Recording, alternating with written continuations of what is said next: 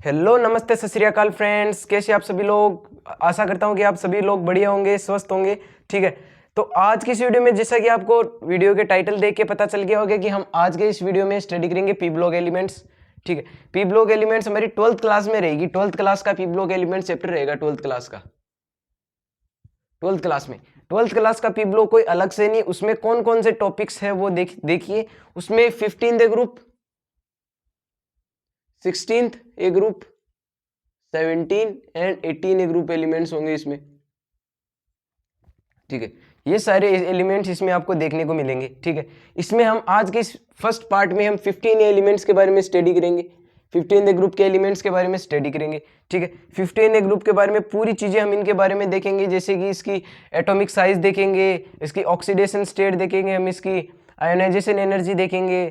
ठीक है, इसके बहुत सारे हम इसकी जो इसकी प्रेजेंस कहाँ कहाँ होती है एटमॉस्फेयर में, वो वगैरह वगैरह हम पूरी चीजें इसमें डिस्कस करेंगे। तो वीडियो में पूरा बनी रहिएगा, आपको पूरा इंटरेस्ट आ जाएगा इनऑर्गेनिक केमिस्ट्री में कि पी ब्लॉक एलिमेंट्स में क्या क्या सिस्टम होता है। ठीक है, जैसे पी ब्लॉक एलिमेंट्स के मैं आपको एग्जांपल दे दूं। पी ब्लॉक एलिमेंट्स में आते हैं nitrogen, phosphorus, arsenic, antimony and bismuth. 1 2 3 4 5 elements होते हैं इसमें। 5 एलिमेंट्स होते हैं किसमें? 15 ग्रुप में। 15 ग्रुप में 5 एलिमेंट्स होते हैं जिसकी प्रॉपर्टीज हम आज के इस वीडियो लेक्चर में स्टडी करेंगे कि नाइट्रोजन की क्या प्रॉपर्टीज है, फॉस्फोरस की क्या है, सल्फर की क्या है, आर्सेनिक, बिस्मिथ, इन सब की हम प्रॉपर्टीज के बारे में हम डिस्कस करेंगे कि इनकी क्या क्या प्रॉपर्टीज है। ठीक है, अब जो सबसे पहले चीज रहेगी, एक रहेगा हमारा ये 5 एलिमेंट्स तो हो गए। इसके अलावा एक एलिमेंट है जिसको बोला था मॉस्कोवियम। ठीक है, जिसका नाम होता है मॉस्कोवियम। मॉस्कोवियम क्या है? एक सिंथेटिक रेडियो एक्टिव एलिमेंट है। ठीक है, इसकी स्टडी हम नहीं करेंगे क्योंकि ये रेडियो एक्टिव, पहले बात तो ये रेडियो एक्टिव एलिमेंट्स है और केमिस्ट्री में इसका बहुत कम इसके रिएक्शंस होते हैं और बहुत कम इसमें अमाउंट में ये बनाया जाता है और पाया जाता है। ठीक है, तो मॉस्कोवियम को हम क्या नहीं करेंगे, मॉस्कोवियम को हम स्टडी नहीं करेंगे। ठीक है, मॉस्कोवियम की स्टडी करेंगे। सबसे पहले हम नाइट्रोजन की शुरुआत करेंगे, नाइट्रोजन क्या होता है। ठीक है, नाइट्रोजन से शुरुआत करेंगे कि नाइट्रोजन क्या होता है। ठीक है, अब बात करते हैं पहली चीज जो रहेगी हमारी नाइट्रोजन। ठीक है, नाइट्रोजन के बारे में पहली चीज,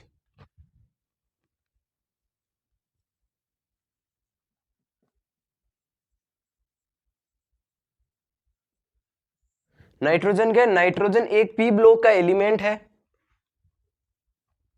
जो हमारे चारों ओर हर जगह लगभग एटमॉस्फेयर में कम से कम 78% इसमें माना जाता है। 78% क्या होता है?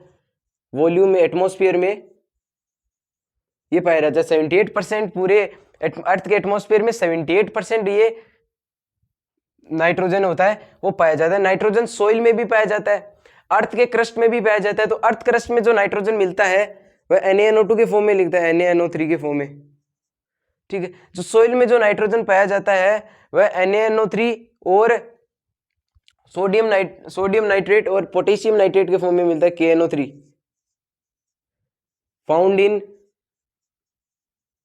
फाउंड इन अर्थ क्रस्ट, अर्थ के क्रस्ट में पाया जाता है। ये अर्थ के क्रस्ट में पाया जाता है NaNO3 और KNO3। ठीक है, और ये प्लांट्स और एनिमल्स में भी पाया जाता है।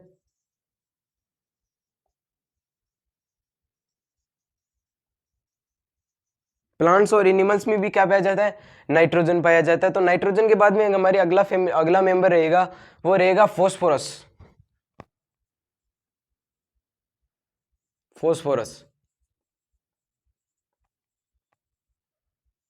ठीक है, अब जो हमारा अगला एलिमेंट रहेगा वो फॉस्फोरस रहेगा। ठीक है, अब फॉस्फोरस कहां पाया जाता है? फॉस्फोरस मिनरल्स के फॉर्म में पाया जाता है। एपेटाइट फैमिली होती है, एपेटाइट फैमिली। एपेटाइट फैमिली के मिनरल्स में ये पाया जाता है। मिनरल्स में, एपेटाइट फैमिली के मिनरल्स में फॉस्फोरस पाया जाता है। ठीक है, और फॉस्फोरस हमारे डीएनए में भी पाया जाता है, हमारे ह्यूमन डीएनए में और सभी प्रकार के डीएनए आरएनए में ये फॉस्फोरस पाया जाता है, डीएनए में पाया जाता है। ठीक है, और ये रॉक्स में भी पाया जाता है। ठीक है। रॉक्स में भी पाया जाता है, किसकी फॉर्म में? फॉस्फेट की फॉर्म में। फॉस्फेट में भी है, यदि हम इसको फर्दर सिंप्लीफाई करें, फॉस्फेट भी किस प्रकार का, तो इसमें क्या होता है CA9 PO4 whole 6 dot CaX2। अब इस X2 की जगह हम FCl और OH ले सकते हैं। तो यदि हम इस X2 की जगह यदि हम इस X2 की जगह यदि हम F ले ले, X2 की जगह यदि हम F ले ले, तो ये क्या बन जाएगा? फ्लोरोपेप्टाइड बन जाएगा। इसका आपको डायरेक्ट नाम याद रखना है कि क्या होता है, फ्लोरोपेप्टाइड बन जाएगा। ये फ्लोरोपेप्टाइड बन जाएगा। इस फ्लोरोपेप्टाइड में क्या होता है, ये फॉस्फेट रॉक्स में प्रेजेंट होता है। ठीक है, फॉस्फेट रॉक्स में क्या प्रेजेंट होता है? फ्लोरोपेप्टाइड प्रेजेंट होता है फॉस्फेट रॉक्स में। ठीक है, और कहां कहां प्रेजेंट होता है फॉस्फोरस? ये हमारी बोन्स में प्रेजेंट होता है।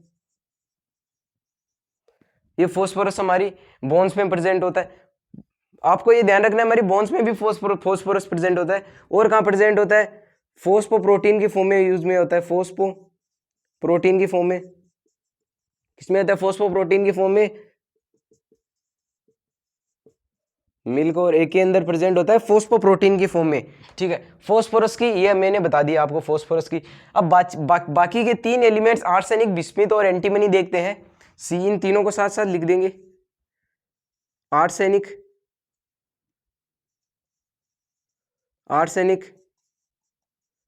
बिस्मथ और एंटीमनी। ठीक है, ये क्या बनते हैं? सल्फाइड मिनरल्स में प्रेजेंट होते हैं ये।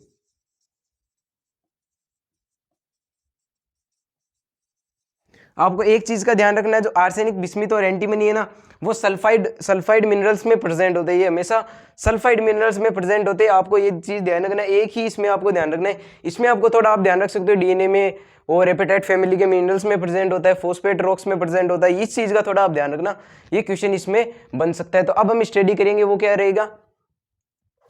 जो हम स्टडी करेंगे वो इलेक्ट्रॉनिक कॉन्फ़िगरेशन कि जो 15 ग्रुप एलिमेंट्स होते हैं ना, इनका इलेक्ट्रॉनिक कॉन्फ़िगरेशन क्या होता है।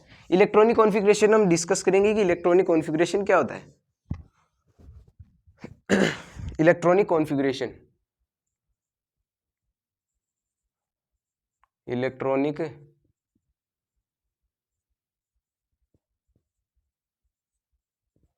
कॉन्फ़िगरेशन ऑफ 15th ग्रुप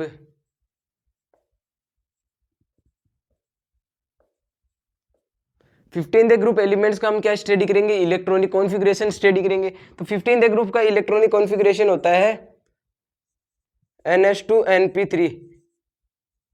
ठीक है, NH2NP3 15 ग्रुप एलिमेंट्स का इलेक्ट्रॉनिक कॉन्फ़िगरेशन होता है। इसमें s ऑर्बिटल में 2 इलेक्ट्रॉन प्रेजेंट होते हैं, पेयरिंग में होते हैं। s ऑर्बिटल में, s ऑर्बिटल में 2 इलेक्ट्रॉन पाए जाते हैं। और p ऑर्बिटल में कितने इलेक्ट्रॉन पाए जाते हैं? 3 तो इसमें सेल्स पाए जाते हैं, और ये हाफ फील्ड होते हैं, फुल फील्ड नहीं होते। ठीक है, आपको ये चीज ध्यान रखनी है, हाफ फील्ड होंगे इलेक्ट्रॉनिक कॉन्फ़िगरेशन में p और p ऑर्बिटल में। p ऑर्बिटल है ना यहाँ पे, तो p ऑर्बिटल में क्या होंगे?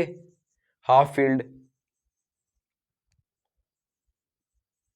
ठीक है, p ऑर्बिटल में क्या होंगे? ये हाफ फील्ड होंगे p ऑर्बिटल में। ठीक है, और यदि p ऑर्बिटल में यदि हाफ फील्ड होंगे ना, ये इसके इलेक्ट्रॉनिक कॉन्फ़िगरेशन को स्टेबिलिटी प्रोवाइड करता है। स्टेबिलिटी, इलेक्ट्रॉन यदि इस p ऑर्बिटल में हाफ फील्ड होंगे तभी इसको स्टेबिलिटी प्रोवाइड मिलेगी, वरना इसको कोई प्रकार की स्टेबिलिटी नहीं मिलेगी। तो आपको इलेक्ट्रॉनिक कॉन्फ़िगरेशन याद रखना है 15 ग्रुप एलिमेंट्स का NH2NP3, ये आपको ध्यान रखना है। ठीक है, अब बात करते हैं हम एटॉमिक रेडियस की।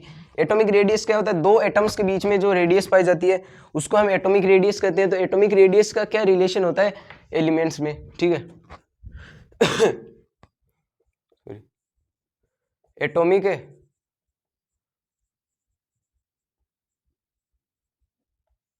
रेडियस की बात करते हैं। तो एटॉमिक रेडियस की बात करते हैं, तो एटॉमिक रेडियस जैसे हम ग्रुप,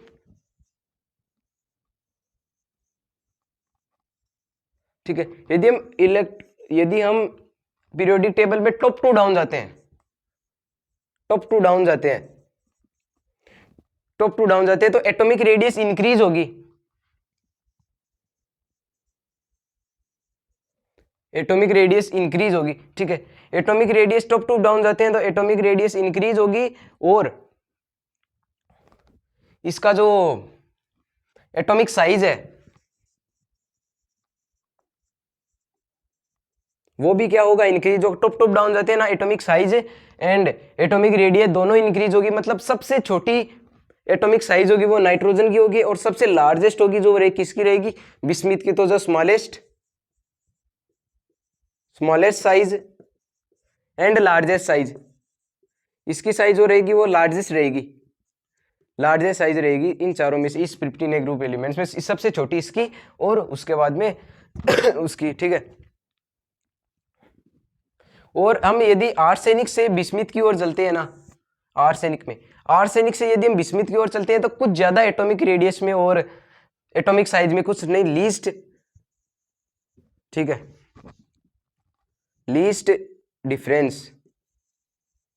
आर्सेनिक से बिस्मिथ के बीच में एटॉमिक साइज में बहुत कम डिफरेंट होता है, क्योंकि आर्सेनिक और बिस्मिथ के पास क्या होता है, डी और एफ फुलफिल्ड ऑर्बिटल होता है, डी और एफ फुलफिल्ड, डी और एफ ऑर्बिटल फुलफिल्ड होता है, इसलिए उनके एटॉमिक रेडियस के बीच में डिफरेंस वो रहता है, वो है बहुत कम रहता है। तो इस चीज का आपको ध्यान रखना है, ठीक है। अब हम बात करते हैं आयोनाइजेशन एंथैल्पी की। एटॉमिक रेडियस पूरा हो गया, atomic radius top to down जाते हैं तब एटॉमिक रेडियस और एटॉमिक साइज क्या होती है, इंक्रीज होती है, ठीक है। अब बात करते हैं हम आयोनाइजेशन एंथैल्पी।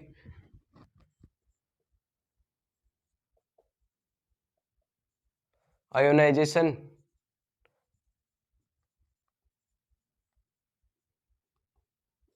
ठीक है, आयोनाइजेशन एंथैल्पी, ठीक है। तो आयोनाइजेशन एंथैल्पी की बात करते हैं तो आयोनाइजेशन एंथैल्पी है ना, वह टॉप टू बॉटम जाती है तब डिक्रीज होती है। नाइट्रोजन से बिस्मिथ तक जाते हैं ना तो आयोनाइजेशन एंथैल्पी डिक्रीज होती है। तो आयोनाइजेशन एंथैल्पी का हम एटॉमिक साइज के साथ रिलेशन नहीं बना सकते, ठीक है। Atomic size, ionization enthalpy inversely proportional to size, size के इनवर्सली प्रोपोर्शनल टू है। ये चीज आपको डब्बे में बंद करके एकदम याद रख लेनी है, वेरी वेरी इंपॉर्टेंट है। आयोनाइजेशन एंथैल्पी है ना, वह साइज के इनवर्सली प्रोपोर्शनल टू है। साइज का क्या होता है, साइज यदि हम अप टू डाउन जाते हैं, टॉप टू बॉटम जाते हैं तो साइज इंक्रीज होती है, अब टॉप टू बॉटम जाते हैं साइज इंक्रीज होती है, तो साइज इंक्रीज की वजह से आयोनाइजेशन एंथैल्पी है ना वो कम हो जाएगी, साइज बढ़ेगी, आयोनाइजेशन एंथैल्पी कम होगी, क्योंकि ये दोनों आपस में इनवर्सली रिलेटेड। सबसे ज्यादा आयोनाइजेशन एंथैल्पी किसकी होगी, नाइट्रोजन की, और सबसे कम किसकी होगी, बिस्मिथ की। ये चीजें आपको ध्यान रखनी है, इनवर्स रिलेशन के थ्रू आप इसको ध्यान में रख सकते हैं कि नाइट्रोजन की आयोनाइजेशन एंथैल्पी ज्यादा होती है और बिस्मिथ की आयोनाइजेशन एंथैल्पी ज्यादा होती है। और जो 15 ग्रुप एलिमेंट्स होते हैं ना, 15 ग्रुप एलिमेंट्स, उसकी हमेशा 14 ग्रुप एलिमेंट से क्या ज्यादा होगी, आयोनाइजेशन एंथैल्पी 15 ग्रुप की 14 ग्रुप से हमेशा ज्यादा होगी आयोनाइजेशन एंथैल्पी। इस चीज को आपको ध्यान रखना है, ठीक है। अब बात करते हैं फिजिकल प्रॉपर्टीज की। इसकी क्या क्या फिजिकल प्रॉपर्टीज क्या है, नाइट्रोजन, फॉस्फोरस और इन सब की फिजिकल प्रॉपर्टीज की हम बात करेंगे, ठीक है।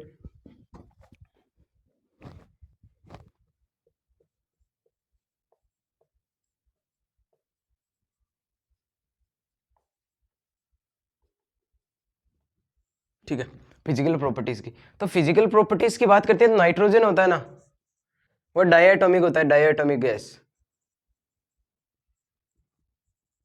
डायटोमिक गैस होता है, N2 की फॉर्म में प्रेजेंट होता है नाइट्रोजन, ठीक है, डायटोमिक गैस होता है। लेकिन फॉस्फोरस है ना,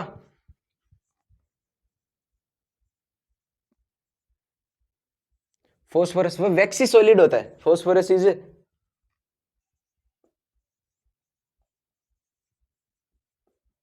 फॉस्फोरस क्या होता है, वैक्सी सॉलिड होता है एज कंपेयर टू नाइट्रोजन। तो जैसे जैसे हम ऊपर से नीचे चलते हैं तो सोलिडिफाई होने लग जाते हैं मेटल्स, टॉप टू बॉटम जाते हैं ना तो सोलिडिफिकेशन चालू हो जाता है मेटल्स का, मेटेलिक कैरेक्टर उनमें ऑब्टेन होने लगते हैं, ठीक है। और जो नाइट्रोजन होता है ना वही N2 स्टेट में एग्जिस्ट करता है। नाइट्रोजन ये वाला फॉस्फोरस है ना वह इसमें एग्जिस्ट, इस स्टेट में एग्जिस्ट नहीं करता। नाइट्रोजन ही डायटोमिक की फॉर्म में होता है, फॉस्फोरस डायटोमिक फॉर्म में नहीं होता, ये चीज आपको ध्यान रखनी है। Phosphorus phosphorus can't exist in diatomic form में फोस्फोरस कभी भी एग्जिस्ट नहीं कर सकता, क्योंकि जब हम साइज का रिलेशन करते हैं, साइज का रिलेशन होता है हमेशा स्टेबिलिटी ऑफ पाई बॉन्ड,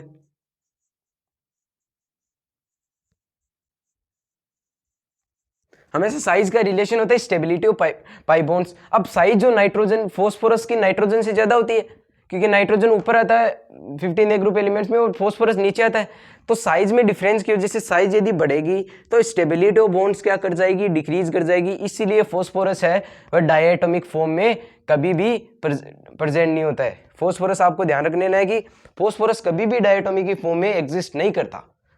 अब बात करते हैं मेटेलिक कैरेक्टर की, फिजिकल प्रॉपर्टीज में कि मेटल कैरेक्टर क्या क्या हो सकते हैं, कि नॉन मेटल क्या होते हैं, मेटलॉइड क्या होते हैं, ठीक है, कौन इन एलिमेंट्स में कौन कौन से होते हैं। तो बात करते हैं हम मेटेलिक कैरेक्टर।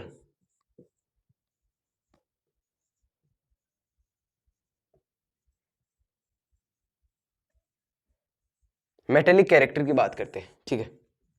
मेटेलिक कैरेक्टर की बात करते हैं तो एलिमेंट्स के मैं नाम लिखता हूं, nitrogen, phosphorus, arsenic, arsenic, antimony and bismuth. ये सारे एलिमेंट्स है 15A ग्रुप के एलिमेंट्स के। जो नाइट्रोजन और फॉस्फोरस है वह अपना नॉन मेटल है, ठीक है, नॉन मेटल है नाइट्रोजन एंड फॉस्फोरस। बिस्मिथ है वह हमारा प्योर मेटल है, बिस्मिथ है प्योर मेटल है। नाइट्रोजन फॉस्फोरस नॉन मेटल है, लेकिन आर्सेनिक एंड बिस्मिथ होते हैं ना, ये होते हैं हमारे मेटलॉइड्स। मेटलॉइड्स होते हैं, मेटलॉइड्स में क्या होता है, they contain as well as metallic property, non metallic property दोनों इसके पास होती है। मेटेलिक भी और नॉन मेटेलिक प्रॉपर्टी मेटलॉइड्स के पास, दोनों के पास होती है। तो यदि हम टॉप टू बॉटम चलते हैं ना, टॉप टू बॉटम चलते हैं तो मेटेलिक कैरेक्टर क्या होता है, इंक्रीज हो रहा है। मेटेलिक कैरेक्टर इंक्रीज हो रहा है, मेटेलिक कैरेक्टर इंक्रीज हो रहा है, टॉप टू बॉटम जा रही है। तो ध्यान रखना है मेटेलिक कैरेक्टर क्या कर रहा है, इंक्रीज हो रहा है, ऊपर से नीचे जाता है। ये तो गैसियस फॉर्म में प्रेजेंट होता है, ये प्योर एलिमेंटल सॉलिड फॉर्म में भी प्रेजेंट होता है। ये चीज भी आपको ध्यान रखनी है, ठीक है, क्योंकि ऊपर से नीचे जा रही है तब आयोनाइजेशन एंथैल्पी कम हो रही है, इसलिए मेटेलिक कैरेक्टर क्या हो रहा है, इंक्रीज हो रहा है। तो एक रिलेशन हम इस प्रकार से भी स्टेब्लिश कर सकते हैं, ionization enthalpy inversely proportional to metallic character. हम ऊपर से नीचे जा रहे हैं ना, ऊपर से नीचे जा रहे हैं तो आयनाइजेशन एंथैल्पी डिक्रीज हो रही है, आयनाइजेशन एंथैल्पी डिक्रीज होती है तो मेटेलिक कैरेक्टर क्या करता है, इंक्रीज करता है। ये चीज भी आप ध्यान रखना, ionisation enthalpy inversely proportional to metallic character. Ionisation enthalpy कम हो रही है ना, ऊपर से नीचे जा रहे हैं, तब फिर आयनाइजेशन एंथैल्पी उसके भी तो है, किसके, साइज के। तो साइज बढ़ रहा है ना, तब मेटेलिक कैरेक्टर क्या हो रहा है, ऑटोमेटिकली क्या कर रहा है, इंक्रीज कर रहा है। तो ये रिलेशन आपको ध्यान रखना है, साइज बढ़ रहा है, आयनाइजेशन मेटेलिक कैरेक्टर बढ़ रहा है साइज बढ़ने के साथ में, और आयनाइजेशन एंथैल्पी क्या हो रही है, डिक्रीज हो रही है। तो ये प्रॉपर्टी आपको ध्यान रखनी है, मेटेलिक प्रॉपर्टी, ये चीज आपको ध्यान रखनी है एकदम बढ़िया तरीके से। हम नेक्स्ट फिजिकल प्रॉपर्टी वो है कैटेनेशन।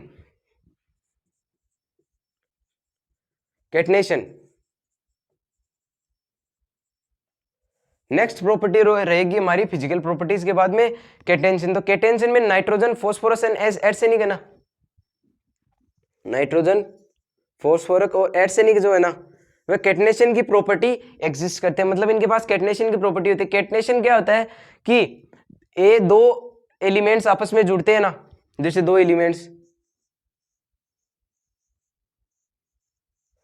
एलिमेंट्स यदि आपस में जुड़ के चेन फॉर्म बनाए, chain form and ring form,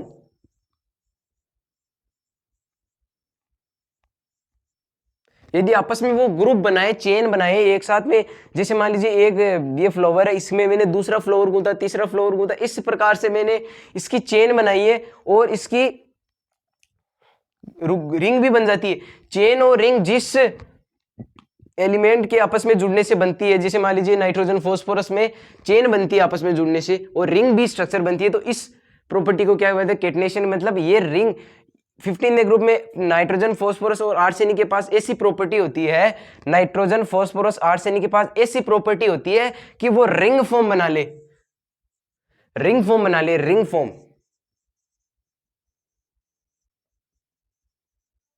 ring form बना ले।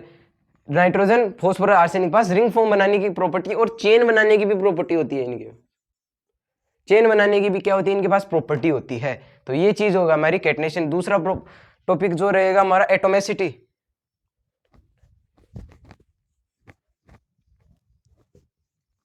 ठीक है, एटोमेसिटी के बारे में हम डिस्कस करेंगे। तो एटोमेसिटी क्या होती है? एटोमेसिटी,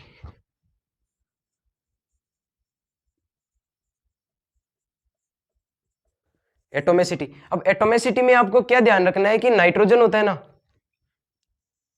वह हमेशा ट्रिपल बॉन्ड बनाता है नाइट्रोजन के साथ डायएटॉमिक की फॉर्म में। ठीक है, डायएटॉमिक की फॉर्म में नाइट्रोजन जो है वह डबल बॉन्ड बनाता है, डबल बॉन्ड बनाता है। लेकिन फास्फोरस, आर्सेनिक, इनके पास ये प्रॉपर्टी नहीं होती।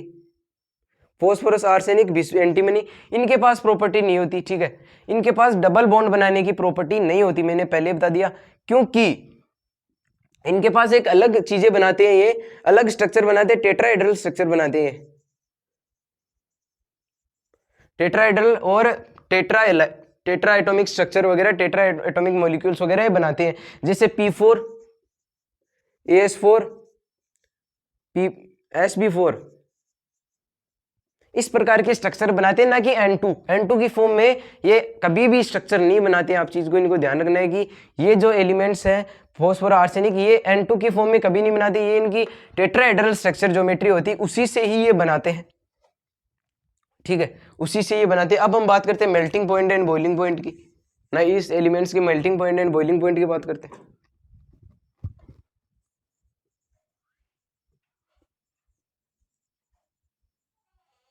मेल्टिंग पॉइंट की बात करते हैं तो मेल्टिंग पॉइंट क्या होता है इन मेटल्स का?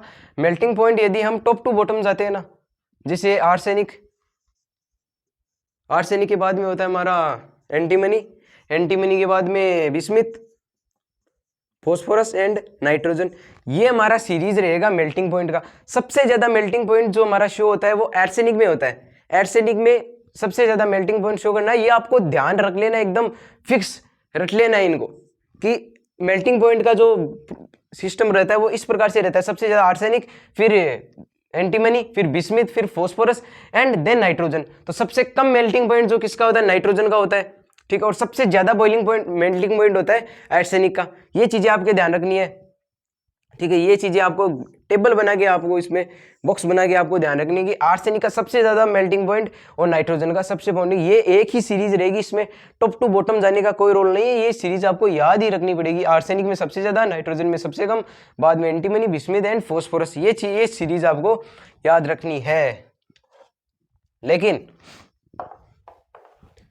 यदि हम बात करें बॉइलिंग पॉइंट की, हम बात करें बॉइलिंग पॉइंट की,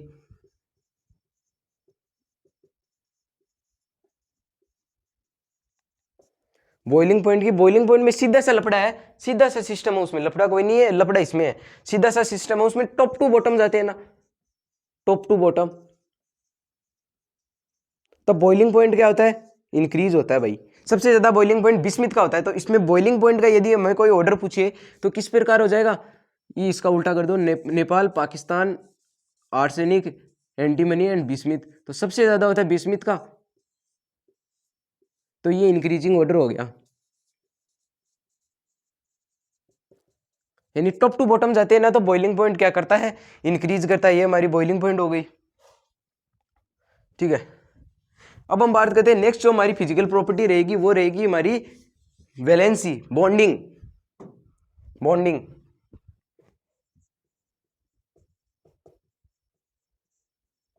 मतलब नाइट्रोजन कितने के साथ बॉन्डिंग कर सकता है, ये मैं बतानी है। तो नाइट्रोजन आपको ध्यान रखना है, nitrogen maximum, nitrogen maximum form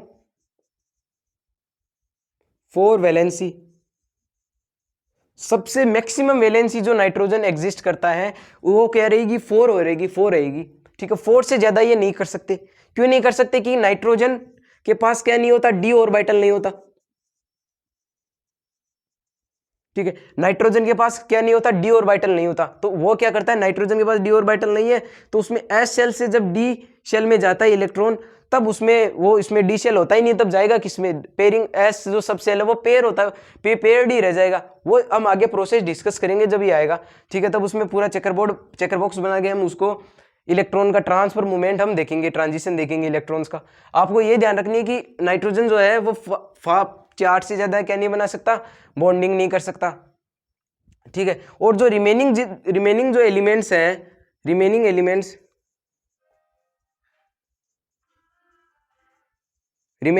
वो बना सकते हैं, इसके रिमेनिंग एलिमेंट्स है नाइट्रोजन के अलावा वो बना सकते हैं चार से ज्यादा बॉन्ड, लेकिन नाइट्रोजन नहीं बना सकता। ये चीज आपको बॉन्डिंग में ध्यान रखनी है। अब हम बात करते हैं केमिकल प्रॉपर्टीज की।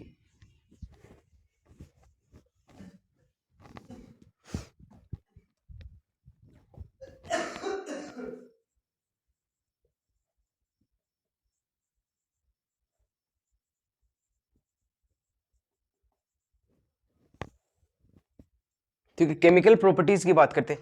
तो केमिकल प्रॉपर्टीज की बात करें तो सबसे पहले केमिकल प्रॉपर्टीज जो आएगी हमारी ऑक्सीडेशन स्टेट, ठीक है, ऑक्सीडेशन स्टेट।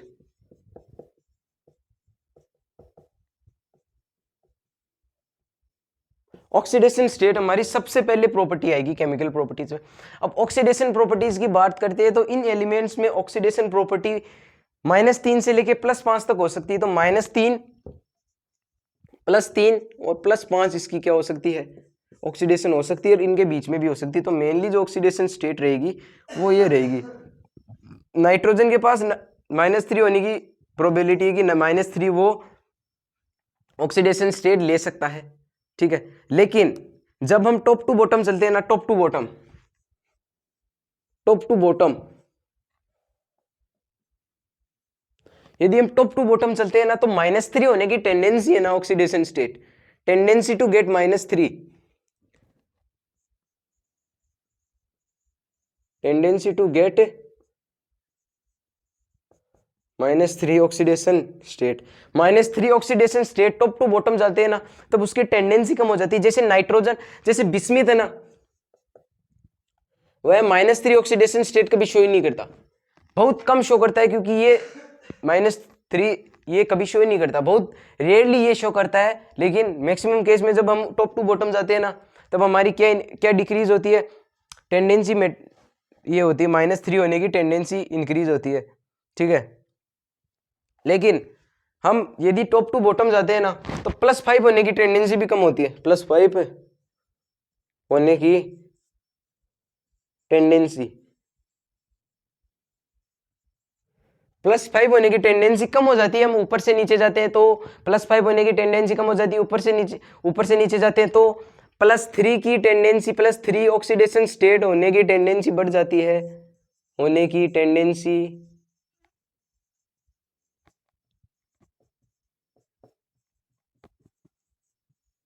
+3 ऑक्सीडेशन होने की टेंडेंसी, टॉप टू बॉटम जाते हैं तब +3 होने की टेंडेंसी बढ़ जाती है, और +5 होने की टेंडेंसी क्या कर जाती है, कम कर जाती है। तो ये चीज आपको ध्यान रखना है, वेरी वेरी इंपॉर्टेंट है। ये जो मैं पॉइंट्स लिखवाए हैं ये वेरी वेरी इंपॉर्टेंट है। टॉप टू बॉटम जाते हैं ना, टॉप टू बॉटम जाते हैं तो +5 होने की टेंडेंसी तो कम हो जाती है, लेकिन +3 होने की टेंडेंसी बढ़ जाती है, क्योंकि इनमें inert pair electron inert pair effect बनने लग जाता है। क्या बनने लग जाता है, इनर्ट पेयर इफेक्ट,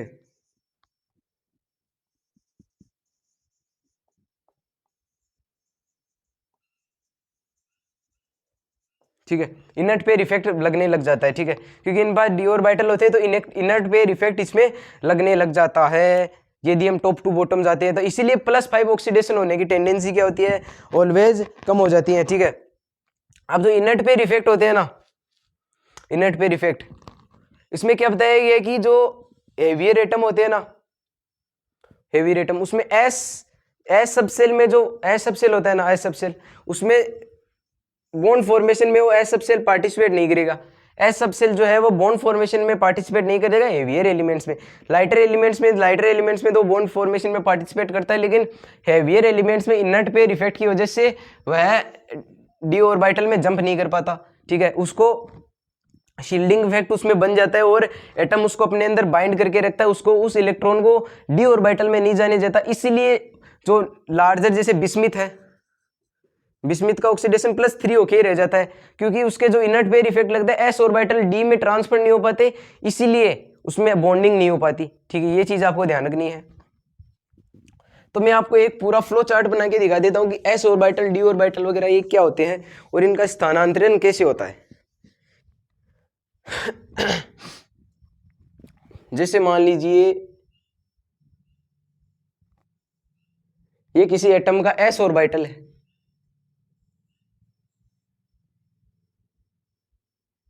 ये पी ऑर्बिटल है, पी, ये एस ऑर्बिटल और ये D orbital.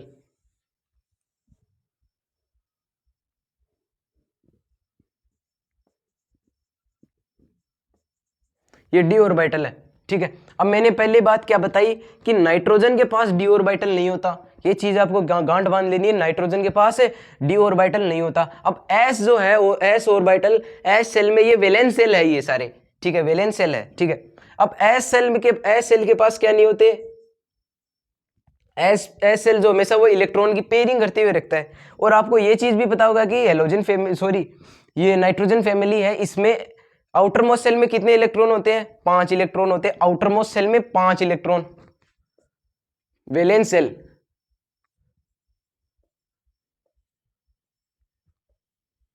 Valence shell is equal to 5 electron होते हैं वैलेंस सेल में। तो इसमें 2 तो यहाँ पेयरिंग हो गए, बचे हुए 3 यहाँ होंगे। इसमें जो यहाँ पे जो हाफ फील्ड ऑर्बिटल दिख रहे हैं आपको पी शेल में, हाफ फील्ड जो इलेक्ट्रॉन दिख रहे हैं, उसमें क्या करेगा, मेटल उसको अपने इलेक्ट्रॉन डोनेट करेगा और इसमें कोवेलेंट बॉन्ड बन जाएगा इसमें। ठीक है, कोवेलेंट बॉन्ड बन जाएगा। तो नाइट्रोजन में देख सकते हैं आप कि एक बस 3 इसमें +3 ऑक्सीडेशन स्टेट नाइट्रोजन में कॉमन होती है। ठीक है, +3 ऑक्सीडेशन स्टेट कॉमन होती है, लेकिन जब नाइट्रोजन अपना ये इलेक्ट्रॉन डोनेट कर दे, कंडीशन तो ये बन सकती है ना कि ये इलेक्ट्रॉन यहां से डोनेट कर दे, अब यहां पे 5 कोवेलेंट बॉन्ड बन सकते हैं, सॉरी 4 कोवेलेंट बॉन्ड बन सकते हैं। ठीक है,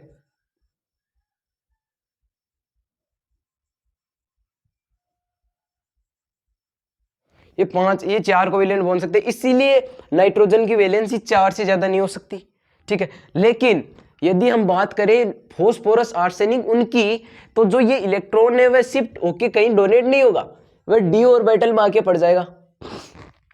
ये पड़ गया डी ऑर्बिटल में आके। अब डी ऑर्बिटल में आपको पड़ गया तो आप देख सकते हैं एक इलेक्ट्रॉन तो यहाँ पे पेरी, एक इलेक्ट्रॉन यहाँ बच गया, 3, ये 5 हो गए, देखो इसको वापस मिटाना पड़ेगा।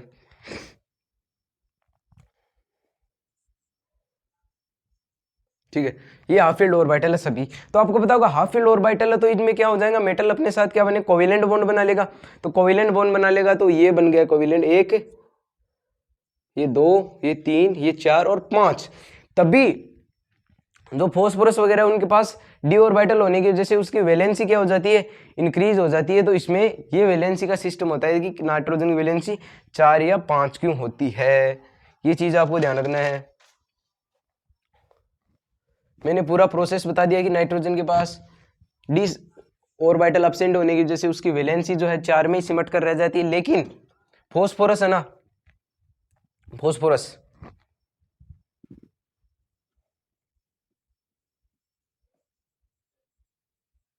उसकी जो ऑक्सीडेशन स्टेट है वो वेरिएबल करती है, +5 से लेके -3 तक वेरिएबल करती है। ठीक है, +5 से लेके -3 तक वेरिएबल करती रहती है फॉस्फोरस की। लेकिन यदि हम फॉस्फोरस से नीचे जाए तब आर्सेनिक, बिस्मिथ वगैरह, एंटीमनी है ना, आर्सेनिक, एंटीमनी, बिस्मिथ, इनकी ऑक्सीडेशन स्टेट लगभग टाइम पे +3 फिक्स ही रहती है, फिक्स ऑक्सीडेशन स्टेट रहती है इनकी +3, इसमें ज्यादा कोई मेजर इसमें वेरिएशन नहीं आता, हमेशा +3 में रहती है ज्यादा। और फॉस्फोरस की वेरिएबल होती है, नाइट्रोजन की तो बता ही दिया मैंने, +4 होती है, +3 होती है, -3 भी हो सकती है। तो ये चीजें आपको ध्यान रखनी है, बेसिक चीजें मैं बता रहा हूँ आपको, लिखने की ज्यादा जरूरत नहीं है, नोट्स आपको मिल जाएंगे हमारी या तो वीडियो की डिस्क्रिप्शन में मिल जाएंगे या आगे वाले आने वाले वीडियो में आपको मैं नोट्स प्रोवाइड कर दूंगा इस चैप्टर के, ठीक है। अब हमारी ये पूरी हो गई कि क्या, केमिकल प्रॉपर्टीज पूरी हो गई, ठीक है। अब हम बात करते हैं नेचर ऑफ बॉन्डिंग की, कि एलिमेंट्स में आपस में बॉन्डिंग कैसे होती है और एलिमेंट्स आपस में किसके साथ बॉन्डिंग कर पाते हैं। तो बॉन्डिंग बताएंगे हम इस एलिमेंट्स की किन किन चीजों के साथ होती है बॉन्डिंग,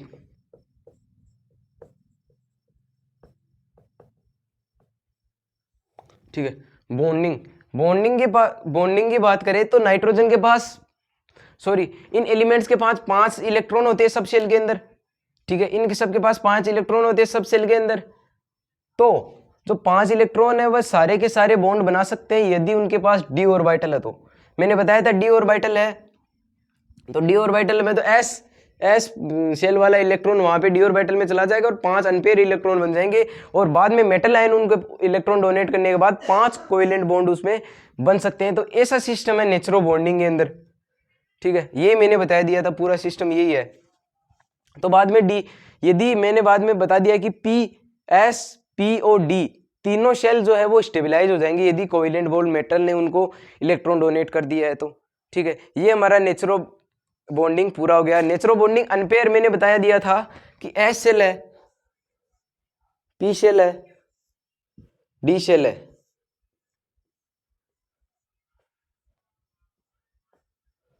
एस शेल में एक एक एक एक और एक, एस शेल का इलेक्ट्रॉन डी ऑर्बिटल में गया है, ठीक है।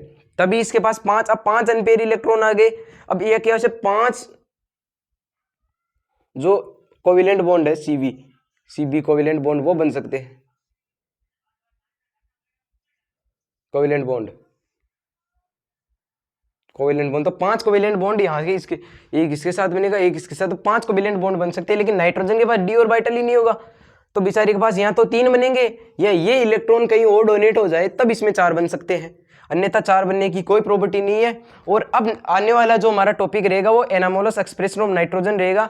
नाइट्रोजन का क्या क्या इसमें एक्सप्रेशन रहता है, क्या क्या उसमें डिफ्रेंशिएशन होता है, वो अलग होता है बाकी एलिमेंट से, नाइट्रोजन फॉस्फोरस से। तो वो हम आगे वाली वीडियो में डिस्कस करेंगे। तब तक के लिए वीडियो को देखते रहिए।